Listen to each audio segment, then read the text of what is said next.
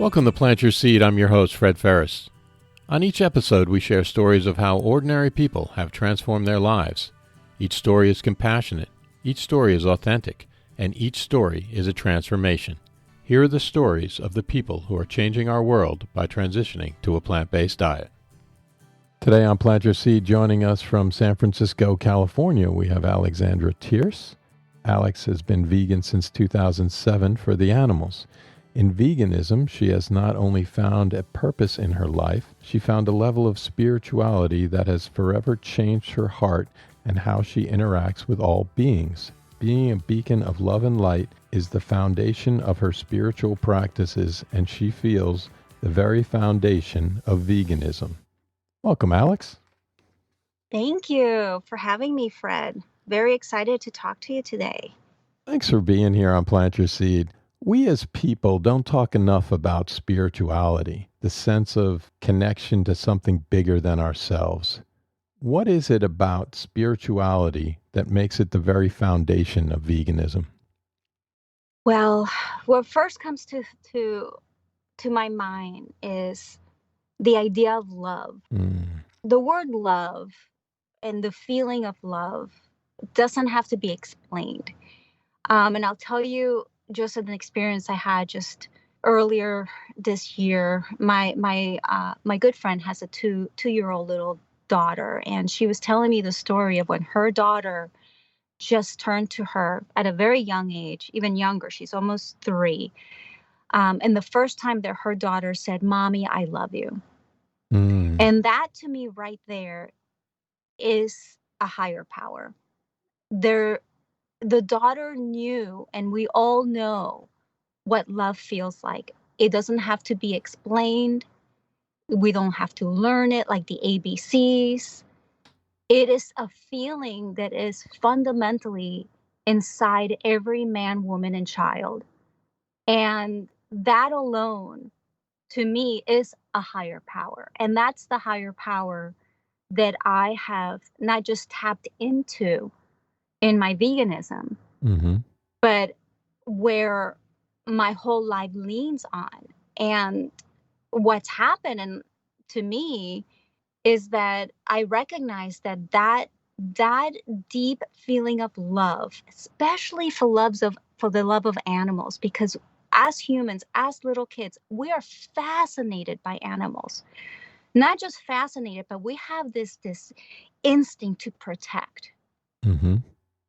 Instinct to be in awe, which is also part of being in love, is this awe, this fascination, this adrenaline. Your heart beats faster. You can't take your eyes off that person, that thing, that animal that you are just like, whether it's a tree or an animal or your loved one. Like, that feeling right there to me is the foundation of a higher power, is that love that we all had and that it has been conditioned in us to completely disconnect from. So veganism is me turning back to that little girl that just knew what love felt without it being explained to me, and that love of all beings.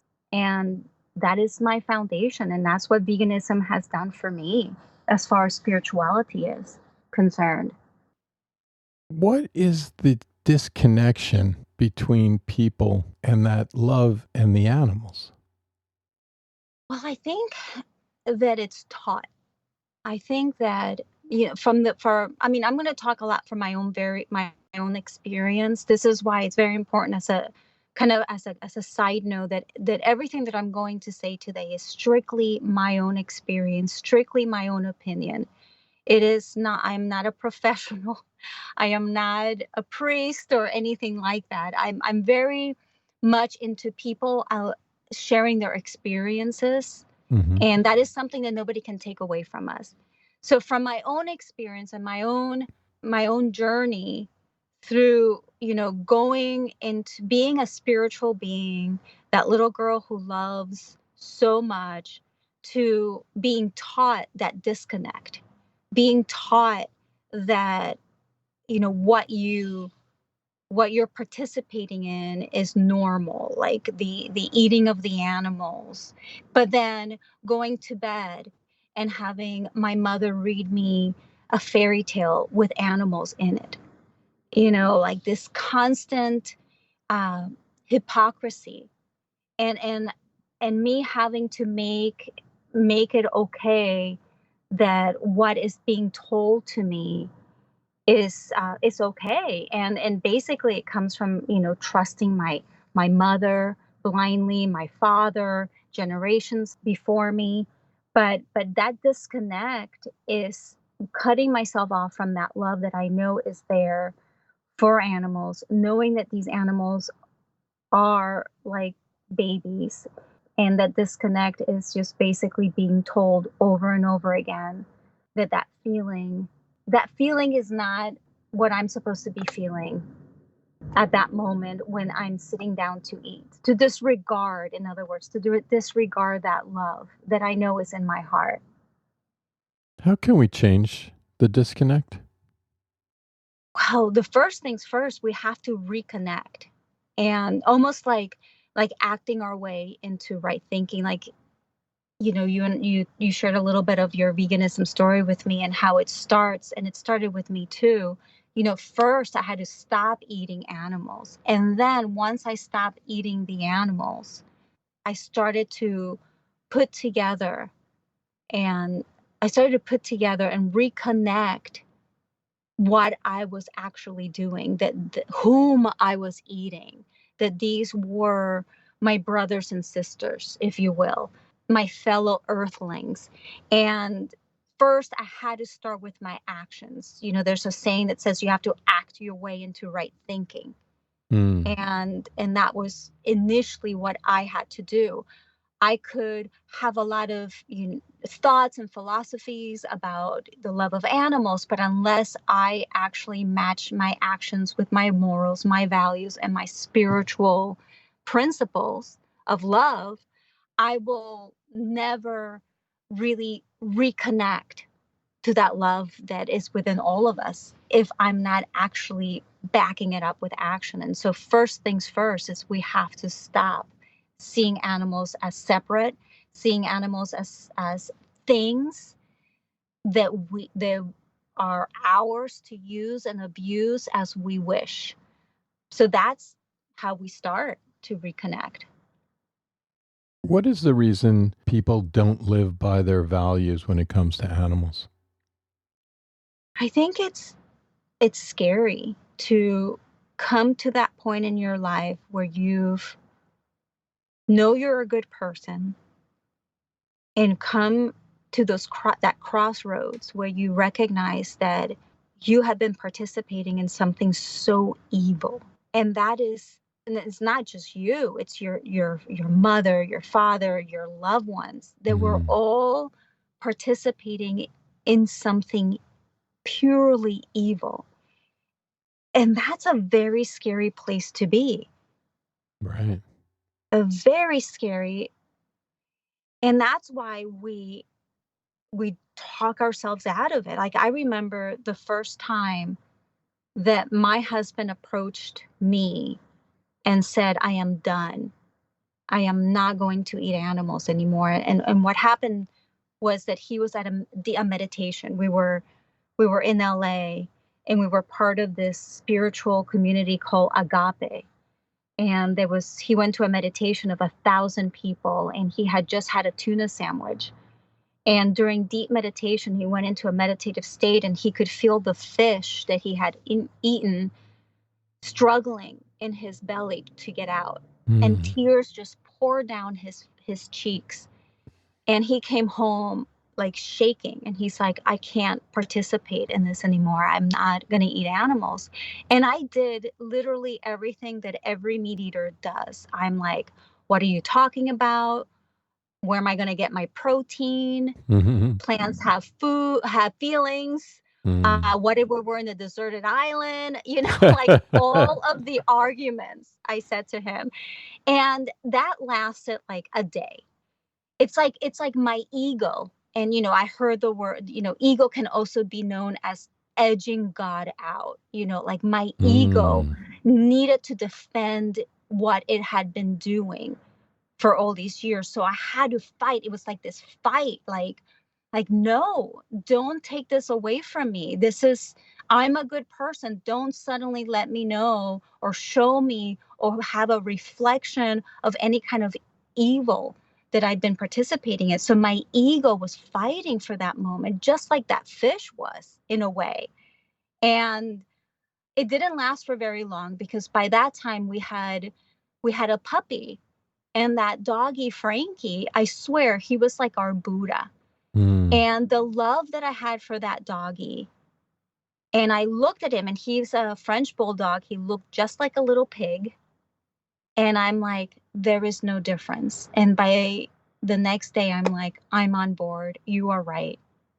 Let's do this. And that was in October of 2007 that my journey began. Everyone knows the saying, you are what you eat. On a microscopic level, this is an absolute truth. The food that we put into our bodies becomes our cells and therefore becomes us. If we put animals that have been raped and tortured and murdered into our bodies, we become this energy. Now, according to the law of thermodynamics, energy cannot be created or destroyed. It merely changes from one form to another. This means that this energy, this bad energy, becomes who we are. How do you feel this energy affects us? I love everything you just said. Here's the thing about me. I fought spirituality for a very long time, and I was very scientific. This is why I love veganism so much, because I really do feel that this is where science and spirituality come together. And yes, there is the actual physical bad energy and adrenaline that you're eating complete. The animals are struggling, they're pumped with adrenaline. The adrenaline is not good for us. It goes into our blood, into our bodies. But then there's the spiritual aspect of it. One of the things that Michael Beckwith, which was who is the lead of Agape, was, you want to eat the light. You don't want to eat the darkness. He also was the first spiritual mentor that I had that was vegan for years, that had made that connection and recognizing that you can't preach love without actually while you're eating animals. Right. So eat the light. Eat the light, not the darkness. And literally eat the light. Plants are light. That's their food. That's what you want to put into your body, not just scientifically, the molecules, the light, the life, but also spiritually. We have to, you put out what you put in. If you're putting in fear and struggle and anger and darkness, that's what we're going to be putting out. And that's something that I feel is happening in humanity as a whole, spiritually. Like we're like heading to what I believe a spiritual bottom, because it's not sustainable what we're doing. We can't just keep murdering the animals, killing the planet, and killing ourselves without there being a huge consequence that we're going to have to make a choice. Right. And this is why there's so much division and anger in this world, is because we have been more addicted to animal products than we've ever been. And we've moved away from the light into the darkness, which is why it's so important for us to really, really be mindful. It's like, okay, what do I want to express here? How brightly do I want to shine? And how can I do that when I have a dead corpse in my body? I want to eat the light. Do you feel that meditation is essential? Oh, absolutely. Meditation is key. And here's why in my mind it is. This is something too that I've heard, that I wholeheartedly believe, is that we're spiritual beings having a human experience. And what happens is that we become so caught up in this human experience that is full of like lack and limitation and worrying about credit scores and work. And when we miss out our true purpose, which is to love and to be in the moment and to really enjoy just being and breathing in our bodies, and that everything else is a distraction of our true purpose in this life, which I believe is to be a beacon of love and light. Mm-hmm. And in meditation is where I get to let go of the human experience. I get to just put it aside, and where I get to be in my body. And often what I do meditate is that I breathe in love and then breathe out all the negativity, so I can become that love. And being in nature, that's one of the biggest reasons why my husband and I decided to build out a van so we can travel and be in nature. And there is nothing like a mindful meditation in the middle of the sequoia trees or in the ocean, where you could hear the birds and you could meditate on the sound of the birds and really connect that they have a heart beating just like mine. It is remarkable. Love and positivity, we know, are on the higher plane, the faster energies, right? And hate and negativity are in the lower frequencies. Yes. Why is it that people don't seem to understand that love and positivity attracts more love and positivity and makes your life better? I think that we have become addicted to adrenaline. Hmm. I think that as a whole, the human race has been so disconnected, and I do believe that the more we succumb to the addiction, because it has become a true addiction, like a drug addict or an alcoholic with these animal products. It is unbelievable how much of this addiction is going on, where you become so selfish and self-centered. Mm-hmm. You have to be so selfish and self-centered. And in activism, every time I could have a wonderful conversation with somebody, but they're like, but I like the taste, or it's inconvenient. Nobody is willing to be divinely inconvenienced, or very few people are, to be divinely inconvenienced in order to be selfless. And we have become, as humans, more and more selfish. And that is one of the reasons why people just don't recognize that love and positivity is way more powerful. We are addicted to adrenaline that comes with the fight. We're eating that. I mean, if you think about it, we just talked about you are what you eat. Right. If you're eating that darkness, it's going to become way easier to react off that darkness that you're consuming all the time than it will be for you to suddenly switch. It's almost like the story of the two wolves. I don't know if you heard the story of the young boy who goes up to the wise man who has the necklace of the two wolves who are face to face baring their teeth. And the young boy is like, what does your necklace represent? And he said, well, it's the struggle between the two wolves. One wolf is fear, anger, resentment, hate. And the other wolf is love, compassion, empathy, and light. And they're in constant struggle. And the little boy goes, well, which wolf wins? And the wise man said, the one you feed the most. Mm. So we have been feeding the bad wolf constantly. That is why it's so important for us as vegans to get out there and put out the message. And like how you're doing, you're planting the seeds of love and compassion, so we can start starving that bad wolf and start feeding the light, the wolf of love. Now, cognitive dissonance is a discomfort felt when your beliefs are inconsistent with your actions. How do we break this cognitive dissonance? Well, knowledge is power, Mm-hmm. first of all. But we have to get in there. We have to plant the seed where somebody even wants to seek out the knowledge, because that's the part where people stop at. They don't want to know. How many times have I talked to my mother? It's like, do you know what happens to the chicks of that egg?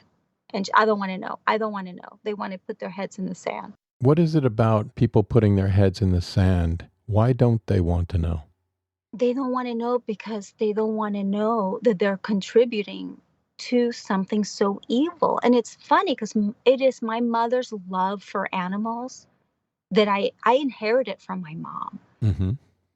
And she doesn't want to know. And she has such a vegan heart. But there's that selfishness, there's that laziness, and they also, there's that I don't want to know that I'm participating in the evil. It's too hard for her to handle. Because she doesn't want to make the change. She just doesn't. So it's much better and much easier for us to put our little heads in the sand and just blindly continue and be willfully ignorant. It's just too painful. It was painful for me when I made that choice. It was very painful for me, but it was a pain that I was willing to go through in order to put myself in the shoes of the victim. I was at that point in my life where I couldn't justify being selfish anymore. And it was an awakening. It was like the death of an old Alex and the rebirth of a new one. And it was painful. So that's why we do that. That's why we put our heads in the sand, because it's too hard. It's too painful. And it feels daunting. Can you give me an example of how it was painful for you? Well, I remember when Forrest came in that room that day in our living room, and this fear came through me. I didn't want to change. Mm. And but it was undeniable that I had to, because there was this doggy that had crawled into my heart, Frankie, and Frankie passed away in 2019. We have his ashes with us. And I'm getting emotional because it was so painful for me to even consider that while I'm holding and petting this dog that I had promised him that I will protect, my maternal instincts completely completely on the highest form of love that I've ever felt in my life. And here I am holding this puppy and recognizing that I had just had a meal. I just had a meal with an animal that was no different. Right. And recognizing what I had done, and recognizing that now that it was revealed through my husband, he was the one that planted the seed, that I could no longer justify holding and loving this dog, Frankie, while I consume more corpses and dead animals. It was like grief for every animal that I've ever eaten. I remember feeling the grief. And it only has gotten stronger in the last 14 and a half years. Like walking past a barbecue, I smell burning flesh. I don't smell food. Right. And so what my husband and I do is that we clean the beaches in San Francisco for the national parks, and where I'm cleaning out the fire pits, and this slab of meat comes rolling out, and I gasp. It literally, I felt like I just found a dead body. Right. And Well, you did. I did. And it was just flopping around. I had not seen that in years, because we're very mindful to stay away from dead corpses and animals, or the eating of dead animals. And it was like shocking to me. And then I'm turning to another group of people who are pouring crawfish into a boiling pot of water, and one little crawfish is walking on the sidewalk near the picnic area that had escaped. Mm. And I'm looking at the crawfish, and he's walking away, and the people are like, oh my God, one got away, oopsies, and they grab it and throw it in the boiling water. Mm. I mean, it's like, I ate crawfish with my husband. I have pictures, elbow deep in a pile of dead crawfish. This is why, for me, I have to continue talking about it, and it's like an amends. It's like I'm doing a living amends to all the dead animals that I consumed by speaking up. The least I can do. When you think back about that picture, what goes through your mind? Grief, horror, shame. It's, I can't even, I put myself there all the time. And it's just the most painful thing. It's just the most painful thing that I recognized that I participated in. And it was so long ago. Right. But yet not really, if you think about, I mean, I was 35 years old. I had 35 years, basically, contributing to this. What positive changes did you see after you switched over to being vegan? Spiritually, my heart has grown 1,000 times. I had walls out around my heart. The compassion and the empathy I was able to feel just flowed out at me, and I'm not even just talking about the animals. It was in every way, in every person. Like, I was buzzing with love, and it has only gotten stronger. Only has gotten stronger. And it is so remarkable. And this is what I try to really talk to Jamie and fellow activists who are starting out with that anger. It's like, we want to be attraction. We want to be, because that's what, like we talked earlier, that love and positivity is way more powerful than negativity. So tapping into that love, we have, my husband and I, through doing that, and that's part of our spiritual practice, is meditation and being loving and kind to all beings. We have been able to help people become vegan, so many more people than we did when we were angry activists. It is incredible. People are like, there's something up with you. What's up with you? One of the things that Reverend Michael talks about, he talks about this story about the 99th monkey, and he talks about this tribe of monkeys that for years they had been eating their fruit the same way.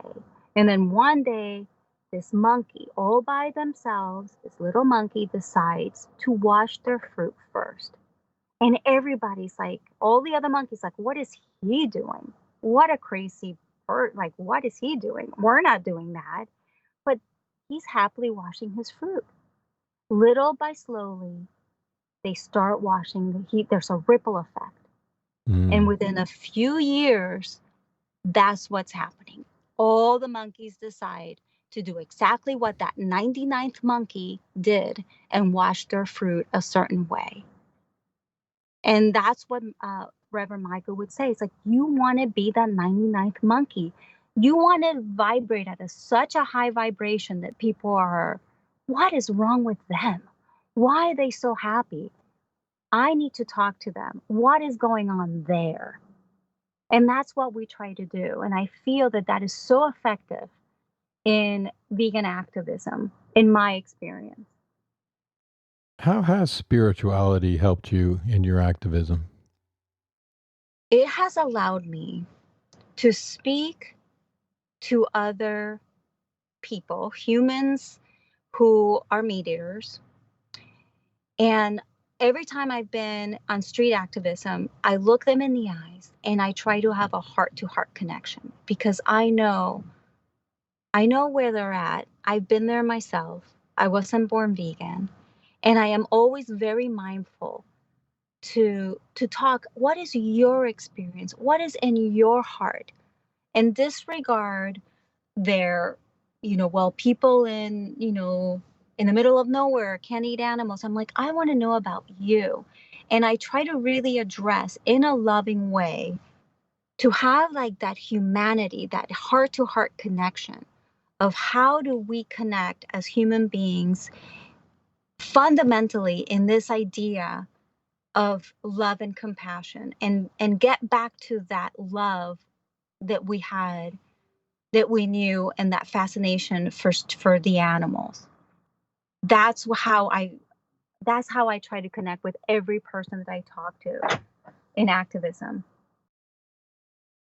What type of activism do you do? Well, before we moved into the van in 2019, my husband and I were organizers for Anonymous for the Voiceless. Before that, I had been searching for the type of activism that really kind of reflected who I was. So I remember starting, like I did marches for throughout San Francisco. We did this one march for one of the sanctuaries up north, and lovingly held signs and handed out pamphlets. Then we did the Day of the Animals, where there were people who held dead animals that they had rescued, who had died naturally, in their hands, and each animal had a story. And then there was a group meditation, and then eventually I found Anonymous for the Voiceless. And what attracted me to it was the conversations. It was the loving conversations. It was the idea that we ask questions, that we don't just bombard people with facts, and also the idea that we wait for people who want to have the conversations. And so we did that when we had an actual house with foundation and a dwelling. And then we moved into the van and we started to become nomadic. So that type of activism was not, and then COVID hit. That was when COVID happened. So that wasn't available to us anymore. So now what we have done in the last 2 years is that we have been traveling.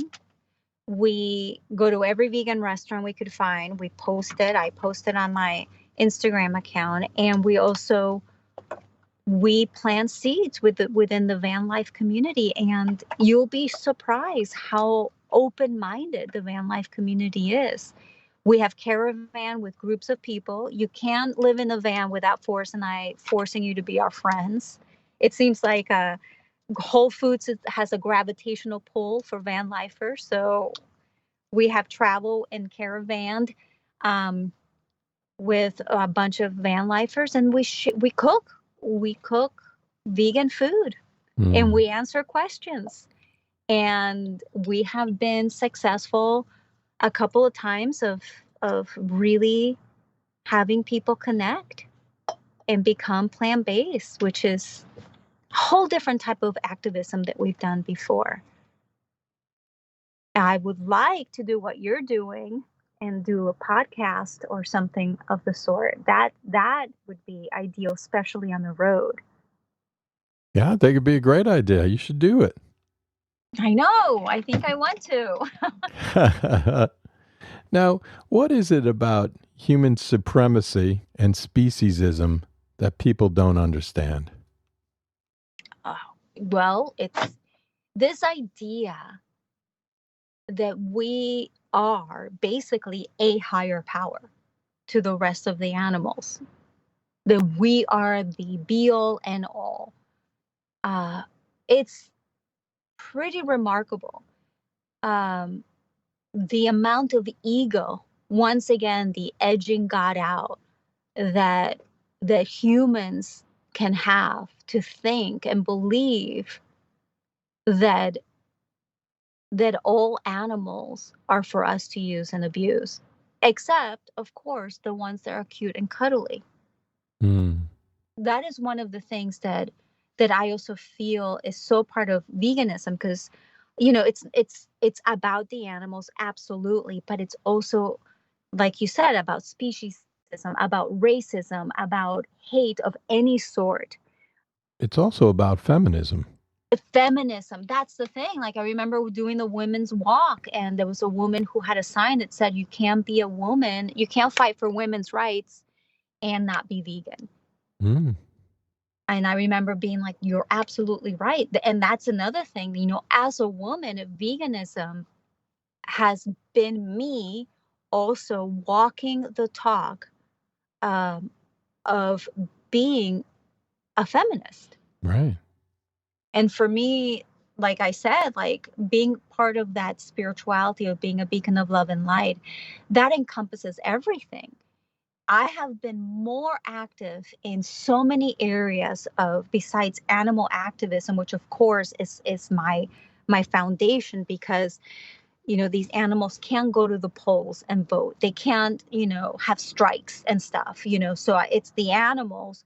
But also I tell people all the time that you, in my experience, being vegan, but being any other kind of participant in any kind of other hate for any group is not veganism Right. at all. Did you struggle with anything when you first became plant-based or vegan? You mentioned that your mom doesn't really want to go there. Is there anything else that you struggled with, or anyone?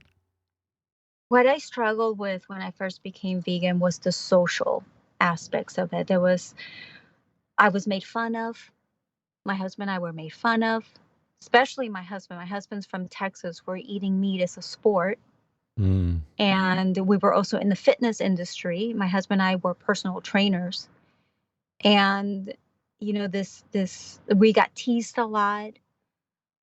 Jokes, there are just, if you put any other context in those jokes, like a child, it would not be funny Right. at all. That was my biggest struggle. It's like, how do I respond? Because here's the thing, as a woman, we're conditioned to laugh things off. Right. We're conditioned to laugh off and not stir anything up when a man is saying something inappropriate. And as a vegan, in a way, we're in the same spot. Like, what do we do when somebody makes, oh, come on, it's just a steak or bacon, like, if we act out, if we react in an angry way, oh, well, those vegans, those angry vegans, or if you're a woman, oh, she's a bitch or whatever, right? Right. So here's where, like how do I respond to these jokes? There's a book called Living Among Meat Eaters that I highly recommend, that actually goes through social interactions with meat eaters, whether it's family, co-workers, or whatever. And it's really amazing. And there were a few rules that they had that I follow.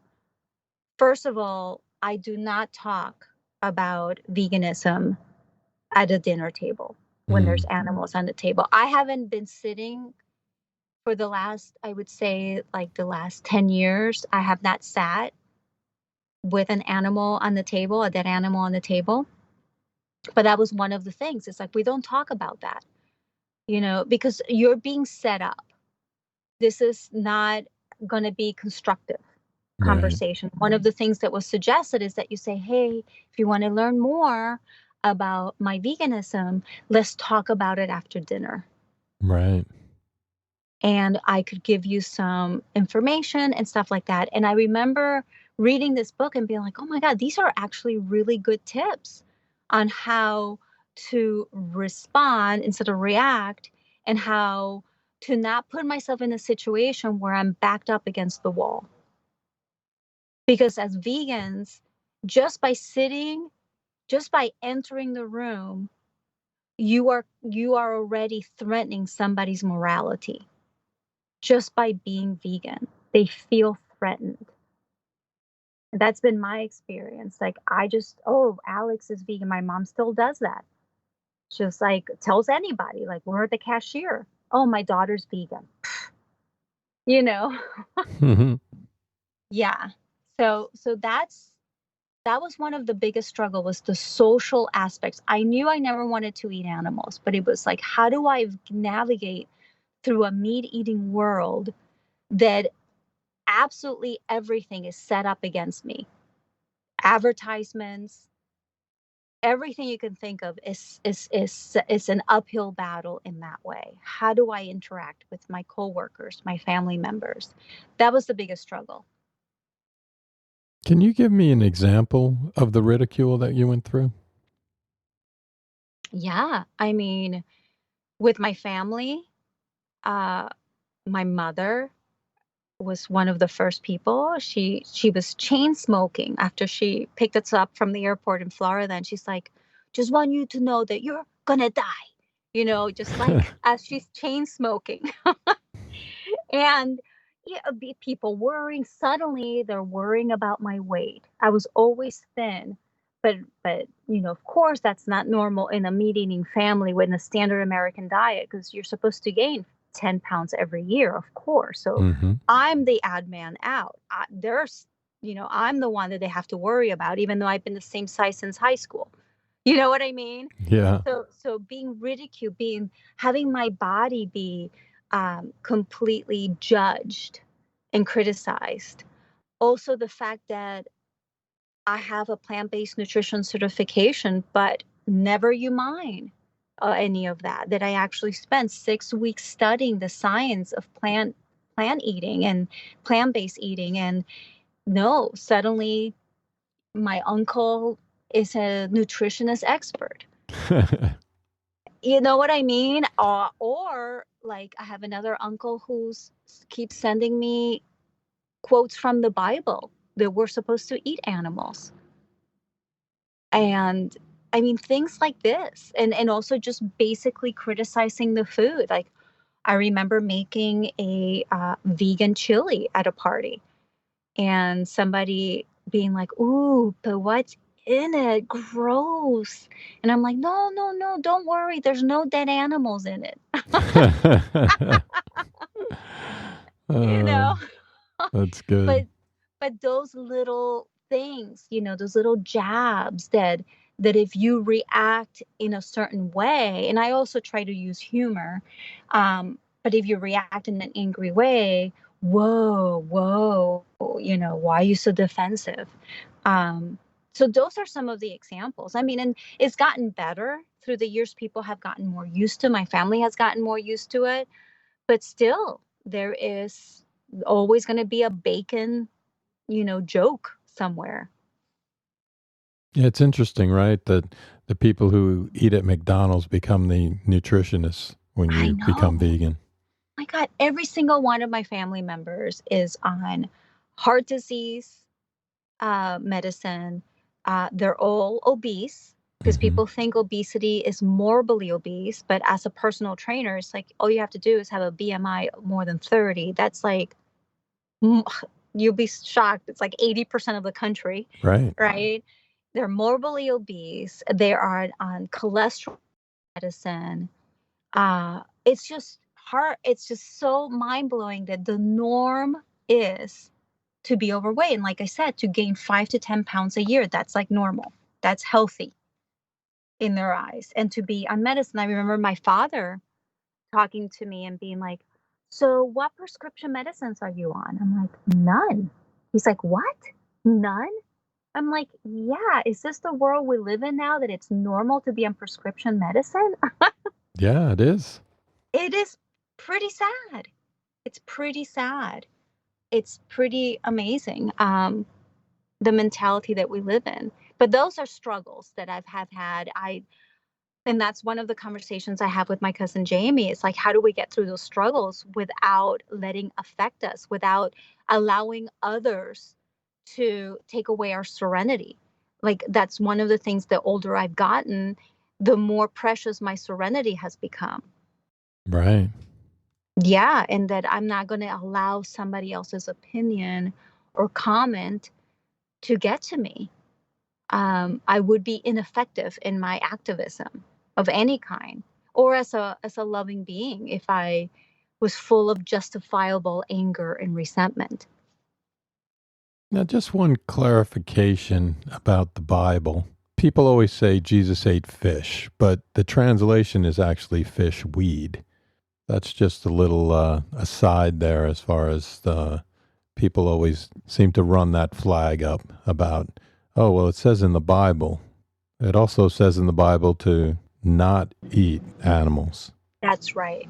That's right. And I remember having a couple of activist conversations on the street with, I'm like, oh boy, here we go. I was born Roman Catholic, raised Jewish, Mm. and I don't practice a religion. I am strictly spiritual. Mm-hmm.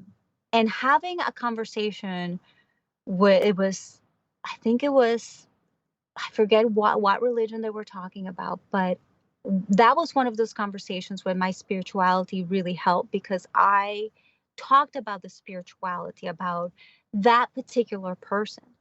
I'm like, okay, you can tell me what the Bible says, but what does your heart tell you when you see this video? What does your heart, because that, do you agree that that's where God Mm. is in our hearts? That we know by our heart and our reaction in our heart whether something is wrong or right. And how do you feel? And what does your heart, not what your head tells you, the head that read the Bible, but the heart, when you look at that animal suffering. And I've been able to tap into that with a lot of people who are quoting the Bible. Sometimes no, but sometimes I've been able to do that. And that's where what we talked about when we started, like, what is spirituality to me? And that is that little baby that says, Mommy, I love you, without having it be explained what love is. What is it about veganism that threatens people? We are a mirror. We're literally walking little mirrors of what they're doing, the evil. It is very threatening to have somebody question your morality. I think it's more threatening to have somebody question our morality than our actions. Because you could always justify an action. Like, people say, well, what about when you're in survival or whatever?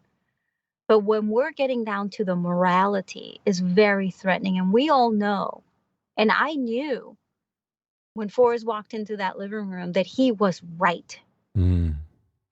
that he made a moral choice that was more moral, or just plain moral, when mine was immoral. I knew he was right. We know the truth. We just cover it up. And what is threatening is that our morality is being threatened.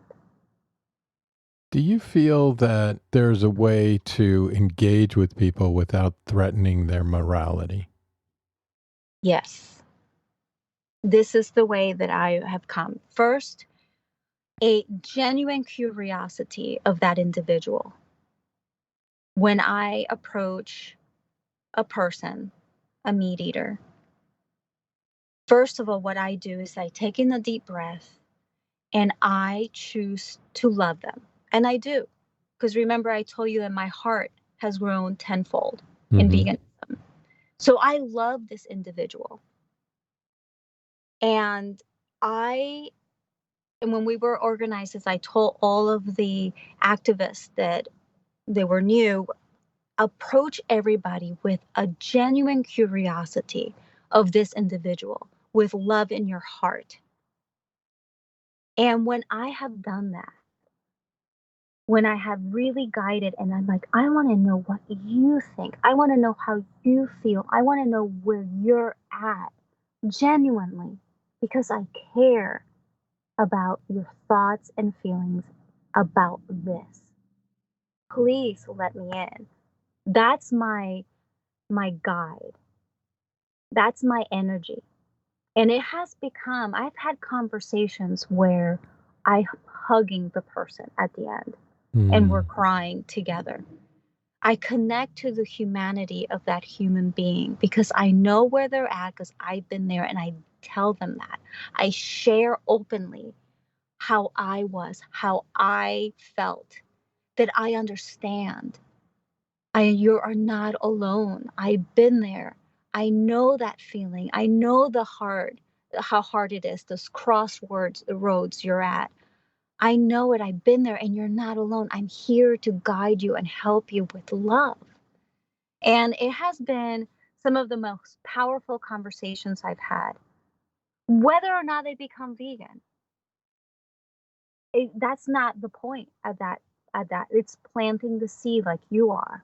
I'm just planting seeds where they could walk away and see their next meal a little bit differently.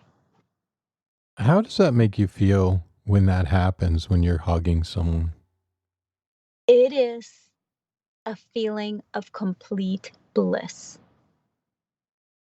It's like every cell in my body is vibrating. And that's when, when you hear about like, you want to vibrate at a higher level.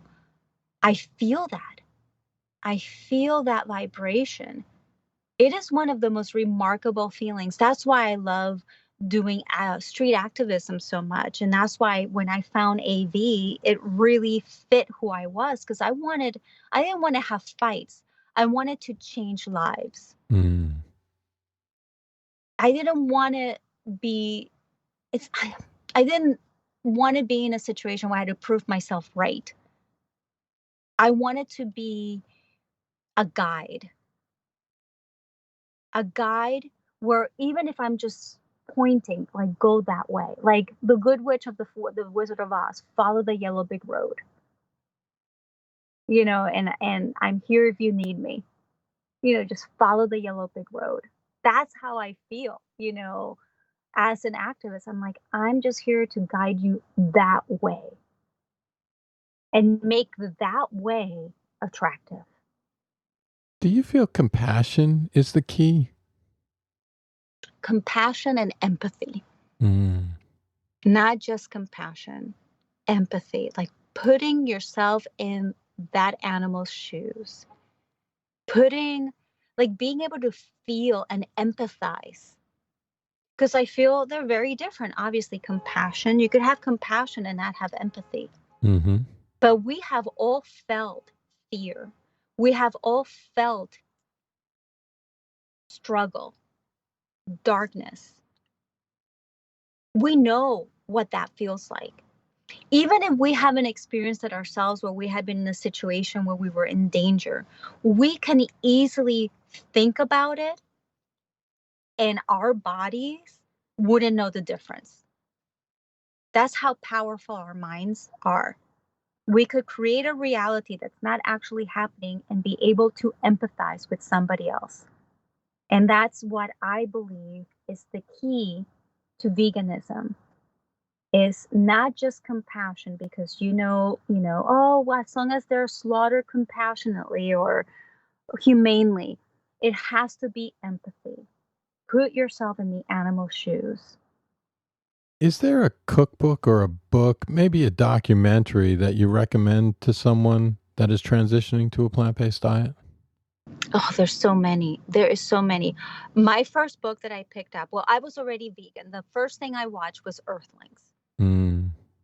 Forrest and I, we prayed before, And we put our doggy, Frankie, who used to watch TV. He would watch the movie Babe, Frankie, the whole movie, and cry when the piglets were taken away from their mom, and when the puppies were taken away from their mom. Frankie would cry. This dog was remarkable. He was like a little Buddha. So we put him into the other room and we watched Earthlings. And the reason we watched Earthlings is we saw a trailer or an interview with the director, and he said, "I did not make this movie to disturb people. I made it in order for you to see the truth of what's really going on. So please, I beg you to put aside your own discomfort so you can see the truth." And that did it for us. So we put away our own discomfort. We cried through the whole thing. Earthlings was first. As far as nutrition, the very first book that I picked up a couple years later was the China study, because I'm a scientist. I was a biology major and I love science. The China study blew my mind. It made perfect sense. Perfect sense. And that was one of the books that I also have a nutrition certification through Dr. Campbell. So I did that. And then Cowspiracy around the environment. And here's how I feel about veganism. I feel that veganism, not plant-based, because it's different, that actual veganism has to have a three-legged stool for it to be steady. If it's just diet, because we're so bombarded by images of animals being eaten and that it's okay and the conditioning, if it's just diet, one can have a cheat day. If it's just the environment, you could have a cheat day. So for me, and this is my experience, that I stand steady and strong on my veganism because I'm standing on a three-legged stool. There's the animals, there's the environment, and there's the spirituality and my health. So maybe it's a four-legged stool, even steadier. But the health is late. It's not, because the health is later for me. That's how it was for me. It was later. I've always been very health conscious, but this obviously is going to be a healthier lifestyle. Not that necessarily being vegan, you could be an unhealthy vegan. We all know that. I'm whole foods plant-based as far as my diet, but those are the foundations to my veganism. And I also have to make sure that I'm constantly looking at and reading and watching videos, not necessarily slaughter videos. I've seen those enough, but definitely every day I watch activists on YouTube so I can stay on my toes. Activists that I enjoy and admire, like Earthling Ed. So I can, continue to not lose the language and the intention when I'm in activism. And also I research and learn more about the health benefits of it and the environmental benefits of it. So that's how I feel. I feel that for me, and it could start like somebody asked me, it's like, well, what if you started with diet? I don't care how you start eating plant-based. And I just know that, and I'm sure this is your experience too, and you could correct me if I'm wrong, that it started with something and it evolved and it keeps evolving into more awareness and more knowledge and more compassion and more empathy and more love. And your veganism becomes stronger and steadier and more, and a stronger foundation. Now, finally, can you give me one word to describe how you felt before you became vegan and one word to describe how you feel now that you are vegan? Before I became vegan, I was selfish. After becoming vegan, I am selfless, or better word would be self-centered, and then God-centered. I was self-centered. Everything revolved around me and my desires and my wants. And now I feel that I am God-centered, whatever that God may be. And like I said, I don't have a set religion. I have a spirituality, and or love-centered might be even a better word. Such a pleasure speaking with you. Thank you so much for taking the time. What is the best way for people to reach you on Instagram, the web, and social media in general? So I have a vegan page, Chiquita_vegana. I'm from Venezuela, so I had to be a little Latin. Chiquita_vegana, and also have a van life one where we travel and share vegan eateries throughout the country, and that is Luna_the badass van. So those are my two profiles. And by all means, if anybody needs any guidance of any type of being vegan or plant-based, or the van life community and how to be vegan on the road, please just contact me and I will be more than happy to be of service. Thank you so much, Alex, for being on Plant Your Seed. Thank you so much, Fred. What you're doing is remarkable. I feel so blessed to have met you and that Jamie got us together. And I look forward to contacting you with help with a podcast and to hear more of your wonderful podcast. Thank you so much for having me. Hope you are inspired by this story, and remember, it's never too late to plant your seed. Links to everything we talked about on the podcast can be found on Instagram at plant.yourseed in the show notes tab in the bio. If you enjoyed the show, remember to leave us a review, and until next time, thank you for listening.